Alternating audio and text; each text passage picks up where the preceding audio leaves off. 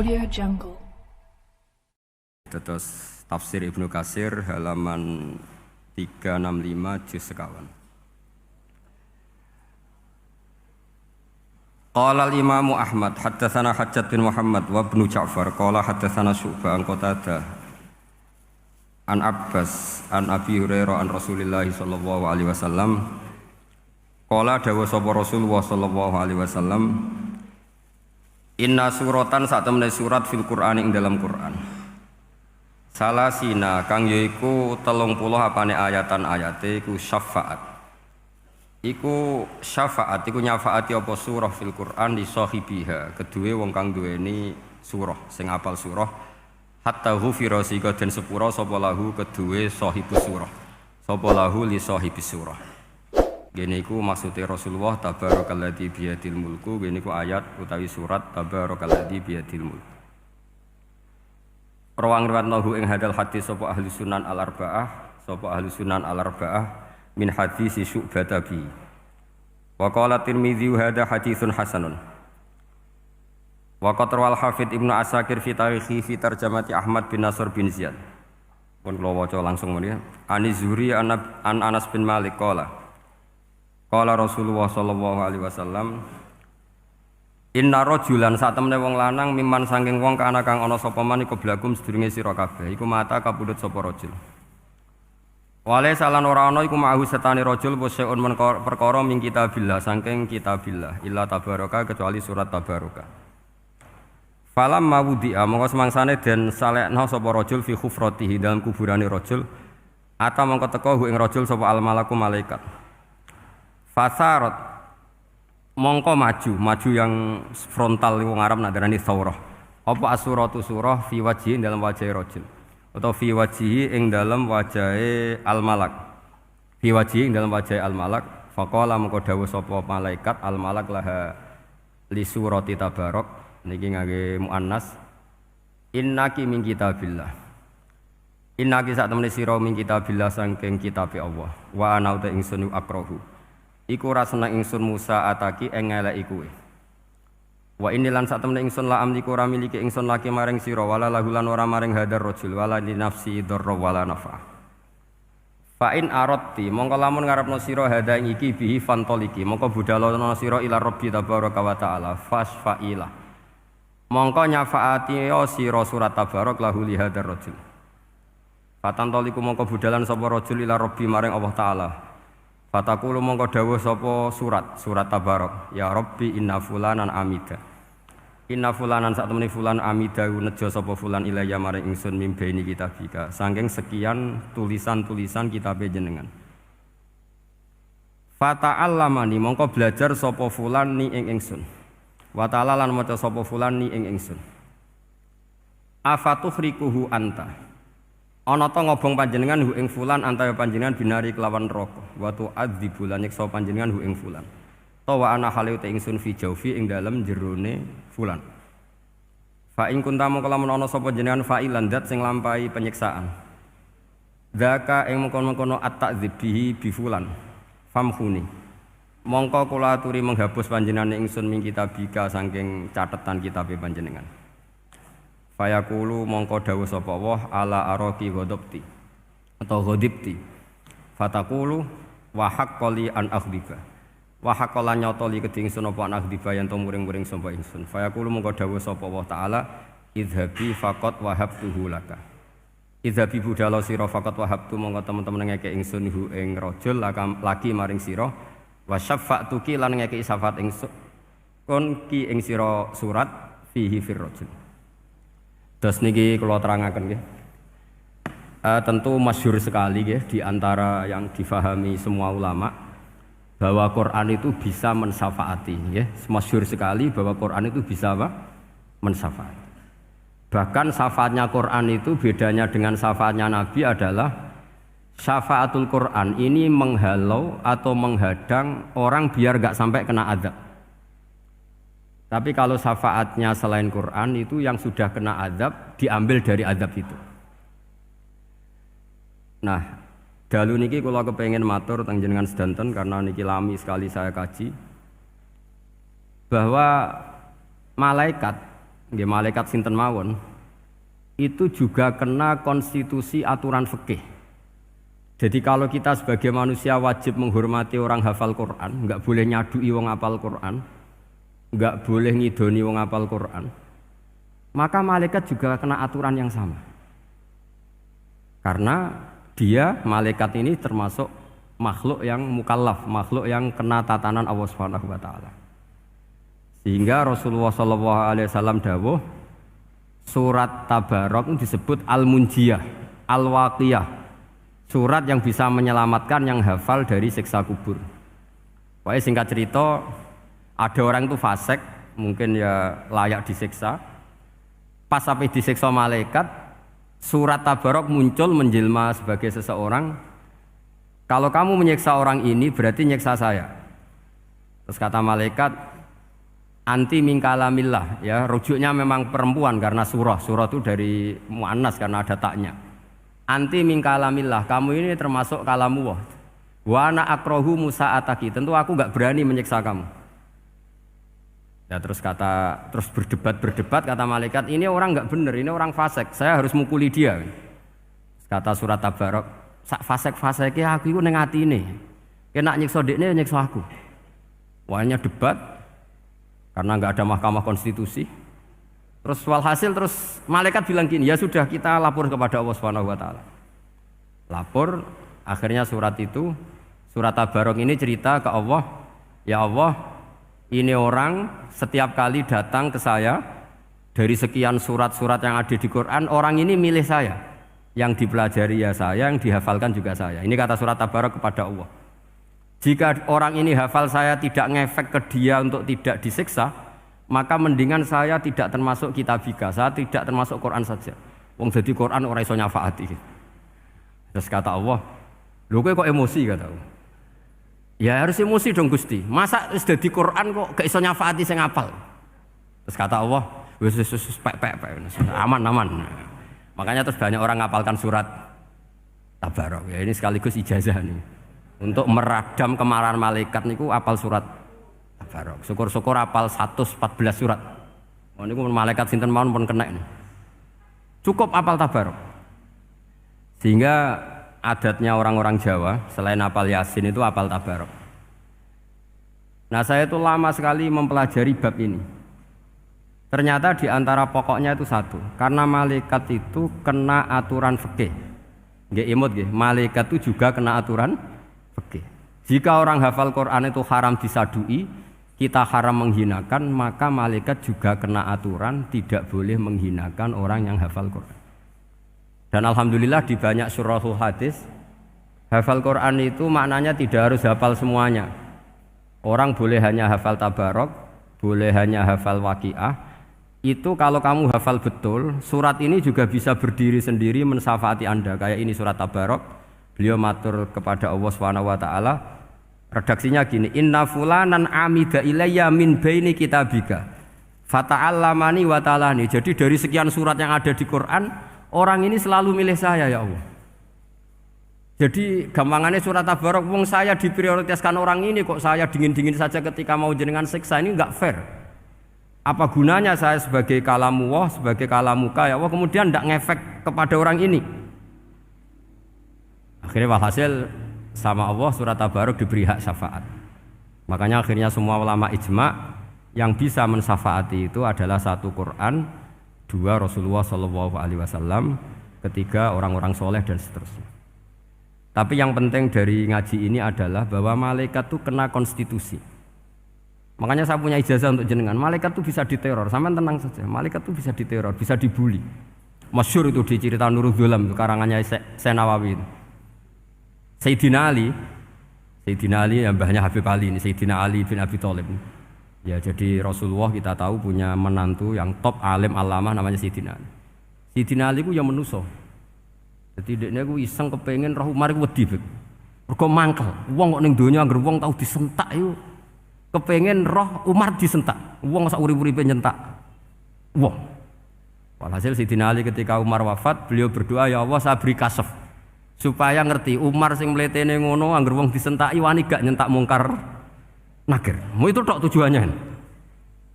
Karena Sayyidina Ali itu orang yang luar biasa, walhasil dituruti mbek pangeran Kasep. Wasep melihat Mungkar Nakir datang itu matanya kalkidril wali kayak apa panci yang menganga. Oh seru. Umar baru bangun dari kubur. Sayyidina Ali sebenarnya ingin melihat kalahnya Umar sebetulnya, niatnya itu ingin melihat kalahnya Umar. Ternyata Umar tersinggung, langsung berdiri. Hei malaikat, kamu itu harus punya akhlak. Kamu tahu saya siapa? Saya ini temannya kekasihnya Allah. Yang diandalkan temannya bukan dia. Jadi boleh lah neror malaikat itu boleh. Kamu tahu saya ini siapa? Saya ini temannya kekasihnya Tuhan, kekasihnya Allah. Ya ke sapa? Kancane Nabi Muhammad. Itu panik Mungkar Nakir. Panik terus matur Allah, ya Allah ini ada orang yang saya teror malah saya diteror. Siapa dia? Umar, temannya kekasihmu. Kata Allah, yo kowe iku yo sing di akhlak sithik, mosok ambek kancane Nabi gitu. Semenjak itu terus sopan jawab Mungkar Nakir. Tapi Sayyidina Ali gagal ngelihat Umar kalah. Padahal cita-citanya kepengin Umar sekali-kali kalah. Jadi ada sekian cara untuk apa ya, kalau dibahasakan untuk meredam malaikat. Masyhur ada ulama alim alama pekerjaannya mengajar tauhid. Ngajar tauhid lah, mungkin tauhid primbon sampai tauhid apa. Ketika meninggal sama malaikat masih ditanya marbuka manabiuka dan seterusnya. Imam Malik datang, "Hei malaikat, ini guru tauhid, saurip-uripe mulang tauhid. Kowe ora tau mulang kok takok sing tukang mulang. Sing sopan." Ya sudah enggak usah tanya. Jadi cerita seperti ini mungkin orang lain boleh nggak percaya, tapi itu mudawwan, dibukukan di beberapa kitab, dan saya percaya itu karena secara umum kaidahnya adalah ala inna auliya Allahi la khaufun alaihim wa lahum yahzan. Tetap lahumul busyra fil hayatid dunya fil akhirah. Artinya kalau wali itu ngalami ketakutan ketemu Mungkar Nakir berarti dia tidak punya busyra fil akhirah. Padahal para wali ini dijamin punya busyra, mendapatkan gembira di dunia juga mendapatkan gembira di akhirat. Artinya kalau para wali ngalami ditanya Mungkar Nakir terus takut, apa mana mbok bayangno kepuyah-puyah, wah itu lahumul busyra. Jadi ini, makanya zaman nanti kalau ditanya Mungkar Nakir, marbuka, saya guru tauhid. Ngajar di Qudsiyah kelas 6. Nah, harus jelas. Saya kalau ditanya juga gitu, saya guru Minhajul Abidin, ngajar di Habib Ali gitu. Minhajul Thalibin, harus jelas. Kalau Pak Najib lebih gampang, ketua menoro. Lebih gampang lagi. Enggak apa-apa. Kalau karena malaikat itu ternyata mukallaf. Mukallaf itu kena aturan hukum. Enggak boleh dia selonang-selonong. Kena aturan hukum. Makanya fa innallaha ta'ala la yu'adzibu qalban wa al-Qur'an. Allah tidak akan menyiksa hati yang ada di Quran. Kalau orang hafal Quran sampai mati, artinya dia membawa Quran. Dan artinya apa? Malaikat kena aturan tidak boleh melecehkan orang yang membawa Al-Quran. Sehingga surat Tabarak enggak terima. Ini orang ini hafal saya. Kalau kamu mukulin dia kena saya. Tapi ini orang fasik. Tapi saya di situ. Kalau mukuli dia kena saya. Akhirnya kompromi terus konsultasi bi Allah. Akhirnya dibenarkan surat Tabarak. Ya, terus ini sudah clear ya, lolos ya, Mungkar Nakir lolos. Baru kayak surat apa? Tabarak. Mungkin-mungkin buatan dites malih, nak dites malih ndredeg keliru ribet. Tapi saya percaya itu ya. Saya tidak bisa membayangkan ya. Ketika Quran disifati Rasulullah SAW bahwa Quran itu syafa', memberi syafaat, kemudian itu tidak ngefek. Saya itu keberatan sekali. Begitu juga apalagi ya, misalnya Rasulullah disifati aqrabin nas, ahabbin nas ilallah, kemudian tidak ngefek bisa memberi syafaat. Itu tidak fair. Pasti orang-orang dekatnya Allah ini bisa memberi apa? Syafaat. Karena status kedekatannya Rasulullah SAW diantaranya adalah hak memberi apa? Syafaat. Karena malaikat yang semuanya itu kena konstitusi. Saya punya kitab Syarahnya Bukhari banyak, saya punya itu diantaranya riwayat dari Ahlul Bait, dari Sayyid Ali Zainal Abidin, Anil Husain, an Abihi, an Rasulillah Sallallahu Alaihi Wasallam. Itu riwayatnya adalah ketika nanti di mahsyar itu ya tidak usah kamu bayangkan ya, karena ini bila kaifin walan hisorin, itu Nabi diantara Jibril dan Allah. Kemudian tentu yang akan masuk surga itu orang-orang yang sudah jelas surganya, kayak para nabi, para wali, para habaib, para orang-orang pilihan, itu jelas surganya. Tapi apa yang terjadi? Allah itu, ya tentu Allah zat yang maha tahu, sudah sangat tahu. Itu nabi usulnya itu hanya satu, ay Rabbi. Saya masih hafal teksnya, memang tak hafalkan karena ini tak mau tak pakai senjata untuk ketemu para malaikat. Bukan ya Rabbi, kalimatnya ay Rabbi. Ay Rabbi ibaduka abaduka fi atrofil ardi. Lho Gusti, yang nyembah jenengan bukan hanya orang kudus tok, bukan orang menoro tok, bukan madrasah-madrasah elit tok, bukan sekolah-sekolah anggulun tok. Banyak orang yang di tengah hutan juga nyembah jenengan, banyak orang yang kerja di Korea juga nyembah jenengan, banyak orang dengan segala kemiskinannya juga nyembah jenengan. Tidak hanya orang-orang mainstream ini yang nyembah jenengan. Akhirnya Allah ini terus nyari orang-orang yang enggak jelas alamatnya, enggak jelas statusnya, tapi di hatinya hanya masih nyembah Allah Subhanahu wa ta'ala. Ini termasuk berkah dari rahmatnya Rasulullah Shallallahu Alaihi Wasallam. Jadi nanti yang jelas ya tentu akan dapat surga karena posisinya jelas. Yang enggak jelas diusulkan sama Rasulullah, ay Rabbi ibaduka abaduka fi atrofil ardi. Itu luar biasa. Saya pernah ke Korea itu haru karena di sana ya ada yasinan, ada dibaan. Padahal kerja di negara ateis. Itu kalau mereka sholat, itu nyuri-nyuri waktu makan sholatnya itu di kamar mandi.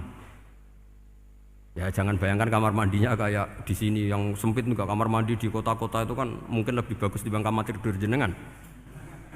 Kayak di hotel-hotel itu kan kalau santri so ngantuk. Saking mewahnya, jadi bisa kadang ada yang tanya, mosok Gus kamar mandi nek gue sholat mau cuwilik. Iwak kamar mandimu ini kamar mandi. Ya sering tanya saya itu sholatnya sah apa enggak? Sah, semuanya gitu tak jawab sah terus. Dan itu yang nanti diusulkan Rasulullah Shallallahu Alaihi Wasallam, ay Rabbi ibaduka abaduka fi atrofil ardi. Di luar orang-orang yang mainstream itu ya Allah, banyak orang yang menyembah jenengan. Saya tuh pernah nangis ketika di Bandara Jakarta ketemu orang wireng, serai melarat, jelas melarat, wireng. Ini aku ketemu saya cium tangan, Gus saya ini itu habis dari Selandia Baru, kerjanya dia itu ikut mancing gitu, mancing ikan tuna di Selandia. Kalau saya di tengah laut itu sampai 2 bulan. Hiburan saya itu hanya ngaji jenengan lewat YouTube. Coba orang di tengah laut ngaji. Wah, itu seneng pojok bumi. Jadi ini umat Rasulullah Shallallahu Alaihi Wasallam. Makanya kalau suwon jenengan yakin saja terhadap syafaatnya Quran, karena semua malaikat itu kena aturan. Di antara aturannya adalah tidak boleh menyiksa orang yang di hatinya ada Al-Quran. Fa inna Allaha ta'ala la yu'adzibu qalban wa al-Qur'ana, karena Allah tidak akan menyiksa hati yang ada di Quran, yang ada Qurannya. Sehingga memiliki jelas gini riwayat saking Ibnu Katsir, supaya kula percaya. Apalagi ini didawuhkan Rasulullah Shallallahu Alaihi Wasallam bahwa surat Tabarok adalah disebut munjiyah, penyelamat, juga disebut wakiyah, penjaga. Lalu biasanya orang-orang yang enggak percaya syafaat itu pertanyaannya adalah, kan manusia itu wa alaisa lil insani ila masa'a, manusia itu hanya bisa membawa bekal apa yang pernah dilakukan. Itu dijawab oleh ulama-ulama kita ahli sunnah wal jamaah. Entah perlu ditambahi anahdia apa enggak tahu saya. Saya ini kata orang banyak termasuk pengurus PBNU, tapi saya itu tetap enggak pati srek. Kalau ahli sunnah saja, enggak usah ditambahi anahdia. Karena nanti malah enggak global ini, ahli sunnah kok lokal ini jadi ribet. Ya tapi kalau kita di Indonesia ya ditambahi anahdia enggak apa-apa. Karena mau enggak mau memang dalam hal ikramus sahabah mungkin kita dengan Wahabi itu sama-sama ikramus sahabah. Tapi dalam hal percaya wasilah kita ini ada miripnya dengan Syiah, karena Syiah percaya wasilah, NU percaya wasilah. Tapi dalam bab ikramu kulis sahabah beda kita dengan Syiah. Fa innas Syiin itu ada sahabat yang dihormati, ada yang enggak. Akhirnya terus kita karena itu terus bikin ahli sunnah anahdia, karena Wahabi itu ya ahli sunnah tapi enggak percaya wasilah. Ya katanya gitu, kata para pakar-pakar. Saya sendiri hanya nirukan, saya enggak punya kepentingan untuk menganalisis itu enggak. Karena pertanyaan di kuburan itu ya gampang, nanti marabbuka wa manabiuka itu gampang lah. Tapi ada Kiai NU juga, ada nanti Gus pertanyaannya, wa ma jamiyatuka. Waduh ribet itu. Lama-lama wa ma hizbuka, partai kamu apa? Ribet kan kalau semua orang kreasi nambahin malah ribet kan. Tapi lewat ngaji ini saya pastikan bahwa surat Tabarok itu luar biasa. Terus saya teruskan. Wa qad rawat Tabrani wal Hafidz Ad-Diya al-Muqaddasi min tariqi Salam bin Sadrusih qala Rasulullah sallallahu alaihi wasallam suratun fil Qur'ani khosomat an sahibiha hatta adkhalathul jannah. Jadi ada surat di Quran yang mati-matian membela yang hafal sampai surat itu memasukkan orang itu ke surga, yaitu tabarakalladzi biyadihil mulk. Ini yang An Ibnu Abbas yang qala daraba ba'du ashabin Nabi sallallahu alaihi wasallam khiba'u ala qabrin wa wala yahsibu annahu qabrun. Fa idzan qabru insanin yaqra'u suratal mulki hatta khatamaha. Fa atan Nabiyya sallallahu alaihi wasallam faqala hiyal mani'ah hiyal munjiyah tunjihi min adzabil qabri. Jadi ada sahabatnya Nabi karena kemalaman dia bikin tenda di kuburan. Dia enggak ngira kalau itu kuburan. Ternyata di situ ada orang Sohibul Qabri ini baca surat Tabarok. Baca surat Tabarok. Kemudian peristiwa itu dilaporkan ke Rasulullah. Jawabnya Nabi apa? Memang surat Tabarok itu al-mani'ah yang bisa menghalau atau menolak azab. Terus hiyal munjiyah, memang surat Tabarok itu menyelamatkan tunjihi min adzabil qabri, akan menyelamatkan orang itu dari siksa kubur. Ikut ke sekolah. Wa qala Tabrani haddatsana Muhammad bin Hasan. Terus qala Rasulullah sallallahu alaihi wasallam lawadittu annaha fi qalbi kulli insanin min ummati. Karena keramatnya surat Tabarok seperti itu kata Nabi lawadittu pakai lam taukid. Yakti seneng ingsun annaha di surah yaitu Tabarok fi qalbi kulli insanin min ummati. Karena keramatnya surat Tabarok seperti itu saya suka kalau semua umat saya itu hafal itu. Nah, alhamdulillah barokahnya didikan para kiai, para guru. Hampir semua kita ini hafal surat Tabarok. Daripada yang kampanye harus hafal Quran semua, ya sudahlah, ini al-maisur la yasqutubil ma'sur atau ma la yudraku kulluh la yudraku kulluh. Jadi saya itu punya santri orang Sulawesi. Itu dulu guru gitar. Santri di Jogja, dia dulu sekolah kesenian di Jogja terus jadi guru gitar. Saya ini kan kiai fikih. Saya mazhabnya sama dengan Pak Najib, termasuk ngaramkan gitar saya ini. Mau tak haramkan kok ora gelem ngaji malah ribet, tak halal ngomong gitar kok tak halal. Semeneng ae. Saya niru Mbah Mun nek gak ono jawabane semeneng gak. Ya takok kadang, Gus, main gitar hukumnya piye? Kurang pegawean tak jawab. Halal tak haram, Gus? Kurang pegawean sejelas. Halal haram tak kok ribet. Tapi yang unik dari itu apa? Tiap tahun Beb itu datang ke saya setor surat Tabarok. Kadang ya setor 5 ayat, 20 ayat, sampai khatam. Naik pesawat dari Sulawesi. Gara-gara ngaji saya, sudahlah Gus, sementing aman. Jadi, aku ning donya wis main gitar, saya enakku, nak gak apal Tabarok bahaya. Gitu. Dia ngapalkan, apal betul, sekarang kemarin setornya khatam. Ya hanya untuk ngelawan malaikat saja itu, untuk ngelawan malaikat itu. Saya kok tertarik gitu. Lah yang repot saya, Beb, saya kiainya ngajarkan itu tapi lupa ngajarkan haramnya yang gitu-gitu. Wah ya ribet ya, sudahlah nanti biar diurusi Allah Subhanahu wa taala. Sudah. Karena jadi kiai itu repot. Saya pernah Beb tanggal 1 Syawal itu punya teman zaman di Sarang. Wonge wis wireng kriting soe wis wireng kriting. Jarang ke saya tanggal 1 Syawal kecuali pas itu. Ternyata datang tuh karena teman saya, semakan senior saya, mau ngijazah saya. Gus, kowe nak dadi kiai sing hati-hati. Aja geman dalil sing kowe ora iso nglakoni. Ono apa? Dia itu datang ke saya berarti tanggal 2 ya, tanggal 2 sore. Dia itu pas Idul Fitri itu pidato. Man shoma Ramadan wa atba'ahu sitan bin Syawal fa ka'annama shomat dahrakullah. Itu orang lugu-lugu poso. Bareng tanggal loro-loro pas wandekne rokokan. Wong lugu-lugu, wah rugi mbah aku poso jebule jenengan ra kena dinut. Jadi semuanya yang poso 6 hari itu ngikuti kiai itu. Ternyata pas disowani pas rokokan, rugi mbah aku anut jenengan. Tak nut-nut poso jebule jenengan gak poso. Aku yo meneng ngene, lha lha opo kowe dalil ngono barang lho lha opo ora iso nglakoni. Makanya ini hati-hati para kiai. Nek dalil sing ra iso nglakoni ra usah. Nak khutbah Id ra usah cerita poso 6 hari, kok malah diciri orang. Ya cerita wae wong nak berposo dosane di sepuro insyaallah, pokoke yang gampang-gampang saja. Nak dolan ning gone wong awan-awan dosa ganggu. Nak ra dolan sombong gak gelem silaturahim. Wae ngomong yang umum-umum saja. Jangan dalil poso 6 apa? Hari itu sekali ada yang nganut ternyata kamu ndak bisa, wah itu repot. Ya jadi saya berharap sekali keyakinan guru-guru kita bahwa Al-Qur'an mensyafaati itu kita terima. Kita terima an ilmin wa an bayinatin wa an hujjatin. Kita bukan sekedar terima karena itu dawai guru enggak, tapi satu bayinah. Yaitu logikanya adalah malaikat itu mukallaf. Mukallaf itu kena aturan hukum. Jika manusia kena aturan hukum harus menghormati orang hafal Quran, maka malaikat juga kena aturan yang sama. Yaitu harus menghormati yang hafal Quran. Jadi boleh kamu nanti ketemu malaikat mungkar nakir, sertifikat Iqra khatam, qiraati khatam. Syahadah saya hafid terbaik. Ya supaya dia enggak sembarangan nyiksa kita. Wah aku yakin mesti gak wani, yakin. Jajal sebenarnya. Tapi sampean matur, ojo tes tapi. Karena sekali dites bulet tuh ini.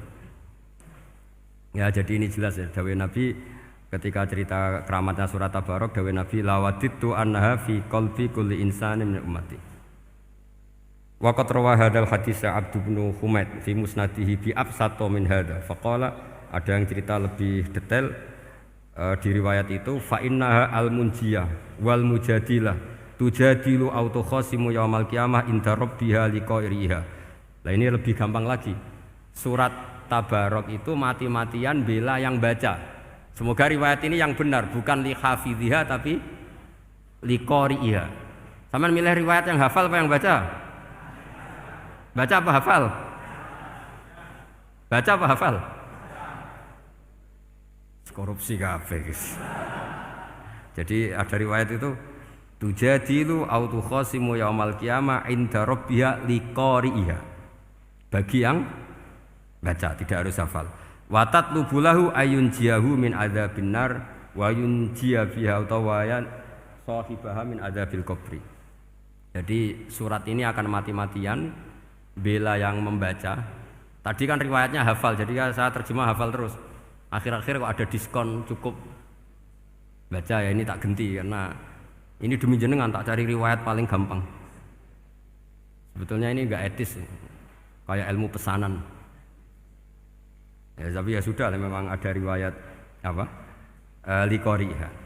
Akhirnya Nabi ya lagi-lagi menutup dawuh lawaditu annaha fi qalbi kulli insani min ummati. Saya suka lawaditu itu pakai lam li taukid itu. Lawaditu annaha fi qalbi kulli insani min ummati. Tapi saya suka sekali kalau itu ada di hati semua umatku. Artinya gini, dari sekian riwayat sebetulnya itu kuat riwayat yang hafal. Karena Nabi selalu menutup dengan ngendikan saya suka kalau itu ada di hati, selalu ada di hati. Itu artinya hafal apa baca? Yo menengah sampean pucat kandhani kok angel teman. Hafal apa baca?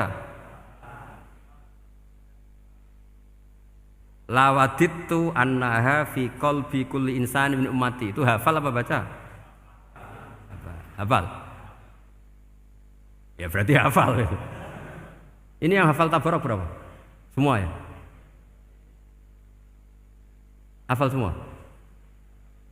Aman berarti, no? Jadi kulo niku gak ada kitab banyak tentang usul fikih. Sebetulnya kepentingan saya itu bukan masalah usul fikihnya, tapi kepentingan bahwa konstitusi ilmu, saya ulang lagi konstitusi ilmu yang difahami ulama ummati Rasulullah sallallahu alaihi wasallam itu ternyata fa innahu ta'ala bahabihim al malaikah. Allah itu bangga sekali dengan para malaikat. Makanya kamu harus ngaji usul fikih, ngaji apa saja. Karena malaikat itu tidak bisa mikir gak jenengan, yang bisa mikir itu jenengan. Sehingga ketika presentasi cara bahasa sekarang, termasuk keramatnya Imam Amudi, itu ada cerita ini ada di Nailul Ma'mul kalangannya Syekh Mahfud At-Turmusi. Imam Amudi itu ulama top, tapi dia ngajarnya itu matematika. Jadi ulama nggak ngajar tauhid, nggak ngajar tareh, nggak ngajar pesolatan, tapi ngajar matematika. Akhirnya, tapi di hatinya ini, makanya ulama itu punya bisirri asrorihim al-fatihah itu ya di sini. Di hatinya itu menurut dia, ilmu paling efektif untuk menjelaskan logika tauhid itu ya matematika. Singkat cerita, ketika ketemu para malaikat, ngendikannya Allah, ya Amudi, kenapa kamu sering belajar matematika? Li tauhidika ya Rabbi, supaya saya mentauhidkan engkau. Ajari para malaikat. Jadi malaikat dipanggil semua sama Allah. Hei waya malaikat, hei para malaikatku, dengarkan kajian Imam Amudi. Dengarin semua. Dia nerangkan di bor hanya sedikit. Nisbatus naini wa arba'atin wa khamsin sampai terus ilal wahid, semuanya nisbatul far'i ilal asli. Wes aku gawe angka cek 1 juta sak miliar, tetep awale iku siji. Mbok donya jumlahe cek alam galaksi, cek planet wis santek. Tetep asal usule siji. Kabeh iku pengembangan nisbatul far'i ilal asli. Liyane zat sing wahid iku kabeh far'un, cabang mintil kal wahdah. Malaikat manduk-manduk kabeh ya, kabeh iku kok Allah. Jadi angka sebanyak apapun itu ya nisbatul far'i ilal asli. Jadi 2 ya enggak asli, yang asli 1. 5 ya sama, 1 miliar ya sama, 1 triliun semua. Berapapun jumlahnya bilangan, semuanya adalah far'un minal wahid. Terus kata Allah, iki lho ulama aku pinter tenan nerangno tauhid. Nah, malaikat kan monoton. Pokoknya wiridan sudah gitu dok. Akhirnya, padahal malaikat ini pernah nggak terima ketika ulama itu masuk surga duluan, karena kan wiridan ini lama malaikat. Tapi ternyata apa? Kata Allah, kowe wiridan terus wajar gak di nafsu. Manusa tak kei nafsu jek eling aku. Akal terbaiknya dipakai untuk saya, kata Allah, yaitu untuk litauhidi, untuk mentauhidkan saya. Itu Imam siapa? Amudi. Jadi dia. Terus saya punya kitab, pernah ngaji sama Mbah Mun, namanya kitab Al-Husunul Hamidiyah. Itu ada ulama, itu ahli gambar. Gambar. Kitabnya itu bergambar. Yo kadang gambar wit, kadang gambar wedhus, pokoknya kitabnya itu gambar. Tapi wong keramat. Dulu kitab gambar tapi hawane hawa tauhid. Nah, sampean kan enggak ngarang kitab primbon. Donga mahabbah. Lah ndekne dhewe Joko Tuwa kok ngijazahi mahabbah. Lucu kan. Ana Kiai Fakir jal ijazah jalbur rezeki yo ngijazahi udah ndekne dhewe. Fakir. Lha sing repot meneh. Wong ndekne dhewe ra cerdas ngijazahi ilmu laduni. Seribet Mas. Wong ndekne dhewe ra cerdas ngijazahi ilmu napa? Ternyata di akhir kitab itu dijelaskan gini. Fa inna hadhihi suwara, semua gambar ini awaluha min nuqtah wahidah. Awalnya adalah dari 1 titik. Jadi famadarul wujud adalah an-nuqtah, 1 titik. Nuqtatul wujud yaitu Allah Subhanahu wa taala. Mbok kowe gambar seruwet apapun. Wis aku gambar benang paling ruwet sing ra iso diurai. Awalnya 1 titik apa 2 titik? 1 titik. Makanya masyhur dalam dawuh para ulama, Quran dikumpulkan di surat Fatihah. Surat Fatihah dikumpulkan di bismillah. Bismillah dikumpulkan di titiknya ba. Nah titik ba ini disebut bi kana makana wa bi yakunu mayakun. Karena lewat titik bi ini karena saya yang ada menjadi ada dan karena saya yang mau ada akan menjadi ada. Makanya semuanya itu kembali ke 1 titik, nuqtatul wujud. Kayak apa ulama dulu? Jadi mau bismillah itu gak main-main kan. Bismillah itu eling bae. Bae ini nuqtatil wujud, bahwa kita benar-benar bertauhid. Mbok kayak apa buletnya gambar, mbok kayak apa ruwetnya, tetap dimulai dari 1 titik. Mbok kayak apa jumlah angka-angka itu, dimulai angka 1. Nah, sampean saya harapkan nanti kalau ketemu Allah, itu Allah bangga dengan sampean kon mulang tauhid ning malaikat. Orang ning TPQ kon mulang malaikat. Itu cita-cita terbesar saya, kepengen mulang malaikat. Mulang sampean wis bosen yakin, wis aku pengen keren, mulang. Ya, maksudnya aja malaikat kok Jibril, Mikail itu malaikat elit. Sing awam-awam ya, sing mboten. Kalau malaikat ini papan atas niku pun alim banget. Saya kenapa ngomong demikian? Saya ini punya tafsir namanya tafsir Al-Qurtubi. Itu Imam Qurtubi termasuk tak anggap mufassir hebat. Beliau ketika ngendikan wa idz qala rabbuka lil malaikati, terus walhasil malaikat itu terus protes ataj'alu fiha may yufsidu fiha wa yasfikud dima. Itu kan ada pertanyaan di tafsir itu. Bagaimana mungkin malaikat itu protes kepada Allah padahal malaikat itu terkenal loyal sama Allah, enggak pernah intervensi, enggak pernah gugat. Kenapa ini kok ada cerita malaikat kok gugat ataj'alu? Jari Imam Qurtubi, hum awamul malaikah, itu awamnya malaikat. Bukan yang kayak Jibril, Mikail. Itu malaikat-malaikat yang enggak ada namanya, awam. Jadi jangan bayangkan yang protes itu kayak malaikat Jibril. Jadi harus dibedakan. Nah, saya ya tentu kalau ngajar malaikat ya milih yang ini, yang enggak jelas namanya ini sudah. Kalau Jibril ya enggak mungkin diulang dong, sing nggawa wahyu. Apa alam Quran sepiro? Aku sing nggawa Quran ribet kan malah. Lah nek Israil mbok ulang tersinggung dipletet lah setuntas malah ribet. Mikael mbok ulang tersinggung kira di donasi bagian duit dan bagian rezeki ribet. Ya semulang malaikat sing awam. Saya itu termasuk hilang iskal saya, janggal saya karena tafsir Qurtubi. Dulu saya itu iskal. Mau malaikat kok ngevaluasi kebijakan Allah itu artinya kan gini. Ya Allah, engkau mengangkat Adam sebagai khalifah. Padahal potensi Adam itu adalah ifsad. Ya, ataj'alu fiha may yufsidu fiha wa yasfikud dima. Kata malaikat, wa nahnu nusabbihu bihamdika nuqaddisu lak. Itu kan paradok, kalimat yang paradok. Paradoknya begini. Ya Allah, tolong evaluasi engkau ngangkat Adam sebagai khalifah. Potensi Adam adalah merusak bumi. Wa nahnu nusabbihu bihamdik, kita ini selalu mensucikan engkau. Loh, itu kan paradok. Kalau mereka mensucikan Allah, artinya mensucikan juga min ihtimalil khata'. Mensucikan bahwa Allah itu tidak mungkin salah. Lah ini bilang mensucikan kok.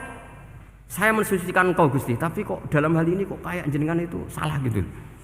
Wong karwan Adam kok mbok angkat. Makanya Allah duka. Wong kowe ku jare maca tasbih kok ngevaluasi. Ya kan maknanya mentasbihkan Allah apa? Mensucikan dari semua kesalahan, kekurangan. Nah, ini bilang baca tasbih kok nganggep Allah itu perlu dievaluasi kebijakannya. Tolong pikir ulang Gusti. Mungkin jenengan kurang detail kan kayak gitu. Akhirnya Allah tersinggung. Masyhur itu di tafsir-tafsir. Meskipun tafsir itu sebagian Israiliyat, yang keterusan itu rodok Israiliyat. Tapi cara kula rodok setuju, Israiliyat yang rodok-rodok gitu. Itu kan masyhur itu. Akhirnya, lah apa alasannya Adam kok salah? Bani Adam tentu akhirnya Adam ini kemudian terganti ke Bani Adam. Dan itu jadi perdebatan ahli tafsir. Apakah dhamir itu harus kembali ke asal? Apa boleh ke pengembangannya? Misalnya Adam itu kan di situ disebut ataj'alu fiha may yufsidu fiha wa yasfikud dima. Padahal Adam yang nabi ini enggak pernah yusfikud dima. Enggak pernah yufsid fil ardi, juga enggak pernah wa yasfikud dima. Ya, saya ulang lagi, Adam yang nabi itu kan enggak pernah ngalami ataj'alu fiha may yufsidu fiha wa yasfikud dima. Berarti Adam ini nanti yang nakal, yang sampai senang berteman darah itu Adamnya apa anaknya? Anaknya kan? Itu jadi perdebatan ahli tafsir. Walhasil singkat cerita, malaikat ini tidak salah. Nyatanya kita tahu kan perang di Irak, di Syria, perang zaman Belanda. Bani Adam itu senang safkud dima. Tapi ternyata malaikat ini ditegur sama Allah.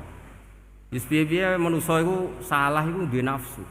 Kowe bener mergo ora tak kei nafsu. Masyhur terus dicerita Israiliyat itu ada malaikat, dia jajal Gusti. Jajal tenan dikei nafsu, medun ketemu wong adus langsung merkosa. Gawe anan sih, ora kenalan sih. Terus dari Allah, wah lumayan menusa ana mukadimah iki awur-awuran ae. Walhasil terus malaikat ape terbang enggak bisa. Ini kata cerita Israiliyat, kamu harus menentang cerita ini. Tapi saya setuju. Singkat cerita, pertanyaannya adalah, mungkinkah malaikat melakukan kesalahan? Padahal termasuk salah adalah protes kepada Allah Subhanahu wa ta'ala. Itu dijawab oleh Imam Qurtubi, hum awamul malaikah. Itu awamul malaikat. Jadi kita harus membedakan malaikat yang papan atas, yang ashos. Kalau dalam tafsir modern disebut malaikat sing ashos, kayak Jibril, Mikail. Ada malaikat awam. Nah, yang awam ini ya biasa, yang bilang qalu ataj'alu fiha may yufsidu fiha wa yasfikud dima. Wa nahnu nusabbihu bihamdika nuqaddisu lak. Itu kan paradok.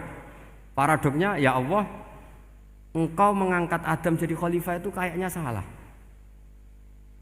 Harusnya kan ngangkat kita, karena kita ini yang selalu mensucikan engkau. Lu wong mensucikan Allah, kok nganggep Allah mungkin salah dalam bikin keputusan. Makanya hati-hati kalau baca tasbih. Kalau baca tasbih, kalau Allah Maha Suci, ya sudah suci dari segala kesalahan, kekurangan. Jika wiridannya Rasulullah yang diajarkan kita, subhanallah bihamdi adada khalqi wa ridha nafsi wa zinata arsy midada kalimati. Jangan subhanallah pakai versi kamu. Allah Maha Suci. Ternyata kamu punya khayalan tentang Allah. Nah, kalau khayalan kamu salah, berarti mendudukkan Allah tidak sesuai sifatnya Allah.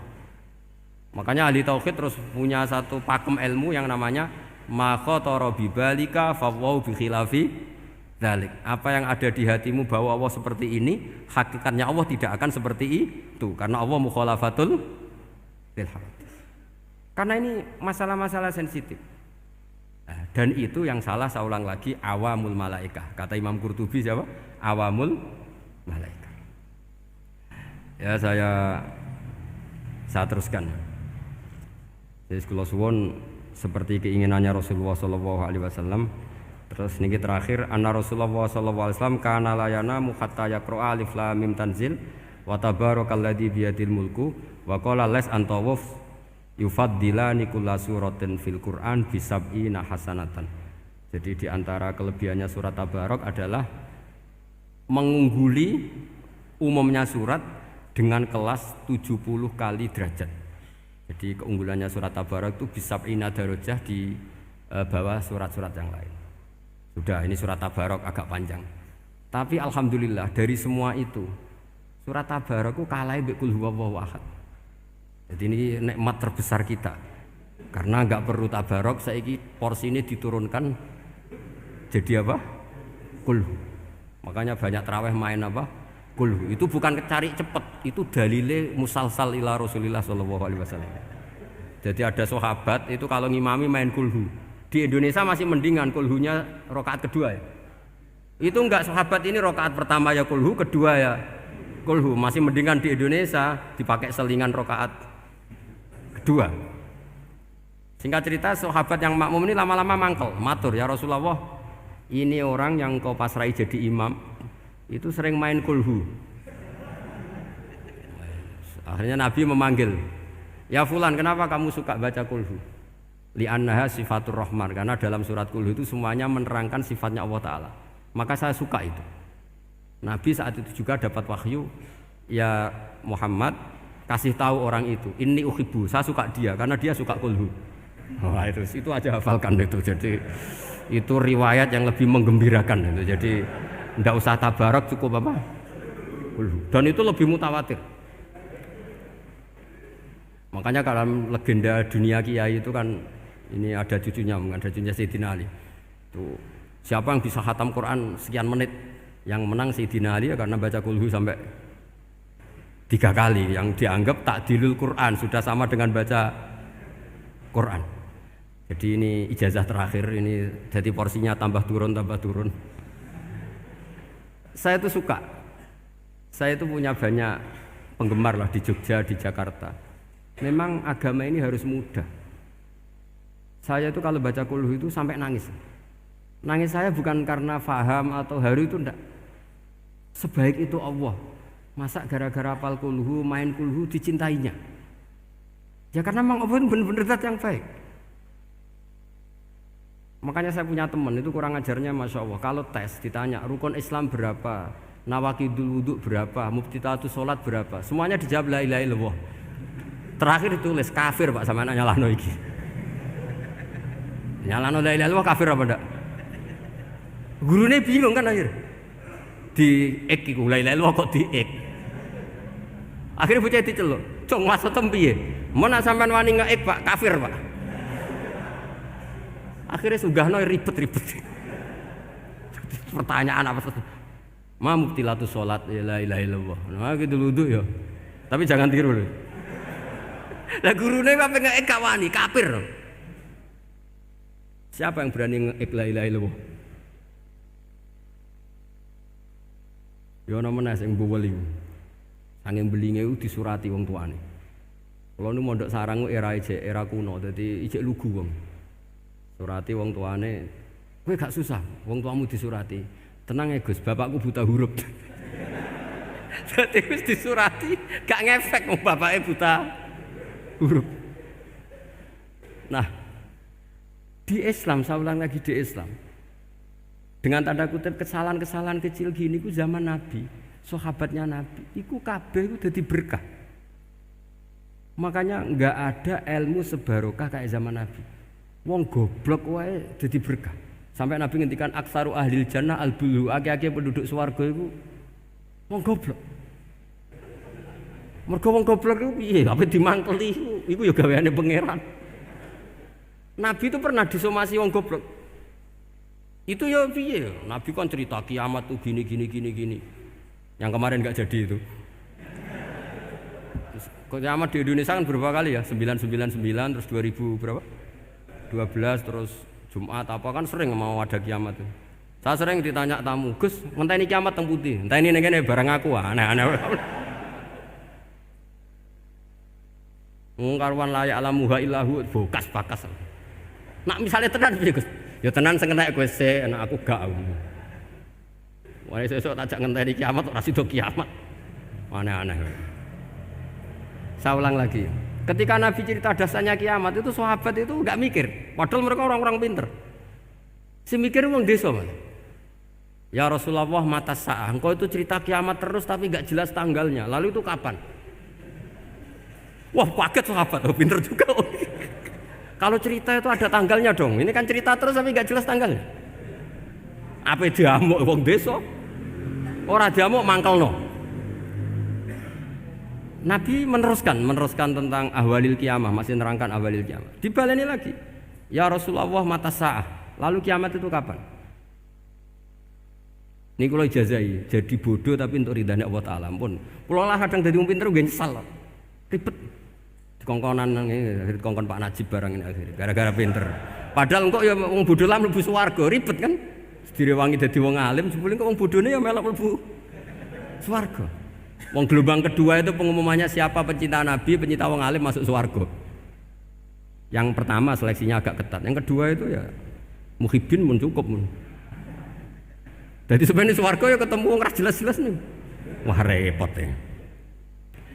Akhirnya ketika Nabi gak jawab, sahabat itu banyak yang analisis kariha maqala, lam yasma, ada yang bilang lam yasma. Memang Nabi tidak dengar. Ada yang analisis sami'a wa kariha maqala. Sebenarnya Nabi itu dengar tapi enggak suka karena pas khutbah di-cut, diinterupsi. Karena diulang-ulang lagi akhirnya akhirnya Arabi tadi mengulang-ulang lagi. Akhirnya Nabi jawab. Karena Nabi itu orang yang sangat pintar jawabnya, ma'atatalaha. Kamu kok berani tanya kiamat kapan? Persiapan kamu apa? Fa wallahi ma'atatulaha kabira salatin wala siyamin wala kada wa kada. Walakinni uhibbuka. Cek menang ya cek pede. Apa Nabi tanya persiapan saya? Oh, kalau sholat saya biasa kok bangga. Wes wong desa biasa kok. Fa wallahi ma'atatulaha kabira salatin. Saya sholatnya biasa, puasa biasa. Maksudnya sing wajib-wajib tok lah, ndak aneh-aneh. Tapi walakinni uhibbuka, tapi saya ini mencintai engkau. Apa jawabannya Nabi? Almar'u ma'aman ahabba. Dan itu melegenda seluruh dunia, baru kayak Bedui. Jadi semua orang yang hafal hadis almar'u ma'aman ahabba atau anta ma'aman ahbabta itu barokatu hadal badui, karena berkahnya orang Bedui. Dan hadis itu mutawatir karena dikatakan Nabi ketika khutbah, orangnya banyak yang hadir banyak. Barokahnya orang Bedui, gak disopan santun. Mukjizatnya Nabi seringnya gara-gara orang Bedui. Nabi khutbah, wis khutbah cerita akhirat, cerita kebaikan. Ya Rasulullah, khutbah mohon bakas akhirat kebaikan. Sekarang itu tidak ada hujan, halakatil amwal. Sekarang harta hilang semua. Hewan-hewan sudah mau mati semua karena apa? Kekeringan. Mohon jenengan rasa bakas niku, pun jaluk udan mawon. Nabi langsung Allahumma wah langsung udan tumpures. Nak jari ulama lah, Nabi berodok gelos putih udan seminggu nganti akhirnya sapi ini gak mati krono kehausan tapi kelentir. Parani nek Nabi, lho niki ora ngrasa salah paren ya Rasulullah. Wong kula njuk donga udan ben ra mati, saiki mati tenggelam. Mun lereni santai wae. Dan saya minta doa hujan supaya hewan-hewan itu bisa minum dan seger. Dan ini malah do kelintir. Akhirnya Nabi itu nuruti meneh. Allahumma hawalena wala alina Allahumma alal akam wa dzirab terus. Itu wong desa. Betapa barokahnya wong desa iki orang tahu. Betapa Rasulullah itu sekali ngendikan alam itu harus tunduk. Jadi min mu'jizati Rasulullah sallallahu alaihi wasallam itu sekali ngendikan alam itu harus ngikuti. Jadi Nabi misalnya ngendikan hujan, itu panitia hujan, malaikat hujan harus nuruti. Nabi ngendikan berhenti juga harus berhenti. Makanya enak jadi nabi itu, tapi kamu nggak mungkin, sudah tutup, sudah tidak mungkin. Makanya Nabi itu pernah minta dalam satu maidah, ya fulan saya ambilkan dirok. Dirok itu kaki kambing yang depan, diambilkan. Ambilkan lagi, diambilkan. Ambilkan lagi ya Rasulullah, bukankah kambing hanya punya dirok dua, kaki depan dua.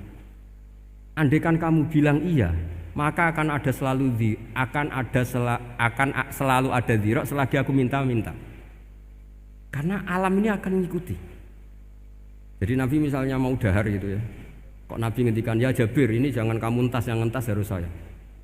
Ini cukup untuk makan orang banyak. Nabi sekali ngendikan cukup. Nasi ini punya konstitusi, harus cukup. Karena Nabi ngendikan cukup. Itu hebatnya Nabi. Beliau punya spesial. Alam ini harus nurut sama beliau. Makanya disebut wadhabu wal ghazala yasyadani laka birrisalah. Semuanya itu harus tunduk. Nah, akhirnya syafaat-syafaatnya Nabi itu gara-gara wong desa-desa. Saya itu pengagum wong bodoh ya, termasuk hadisul Arabi tadi. Ada orang desa tanya, ya Rasulullah nanti kalau saya mati itu yang ngisap siapa ya? Allah ya. Wah baguslah. Terus mulai. Barang mulai, abe guyu-guyu. Nabi piye karpe? Dipanggil lagi. Ya Arabi, kenapa kamu tertawa-tawa terus pulang? Ya baguslah kalau yang ngisap Allah. Selama ini hubungan sama Allah saya baik-baik saja. Tapi Nabi muji faqhu hadzal Arabi. Wis pinter kowe cong ngono. Terus pernah lagi ada orang Bedui tanya, hal yadhakur rabbu ya Rasulullah, apakah Tuhan itu pernah senyum, pernah tertawa? Naam, kata Nabi, ya pernah. Lan na'dima min rabbin yadhaku khairan. Kalau Tuhan pernah senyum, pernah tertawa, wah orang kalau pernah tertawa itu pasti baik. Ya baguslah, enggak apa-apa. Jadi makanya ini unik ya, Islam itu agama yang unik. Agama yang berkah, yang alimnya ya ketulungan, yang bodoh juga ketulungan. Karena memang agama ini untuk semua, lil alamin, untuk semua. Maka kata Imam Ghazali, Allah mengutus Nabi itu diutus ke raja-raja, diutus ke pedagang, diutus ke aromil, diutus ke fuqara, diutus ke birokrat, diutus ke apa saja.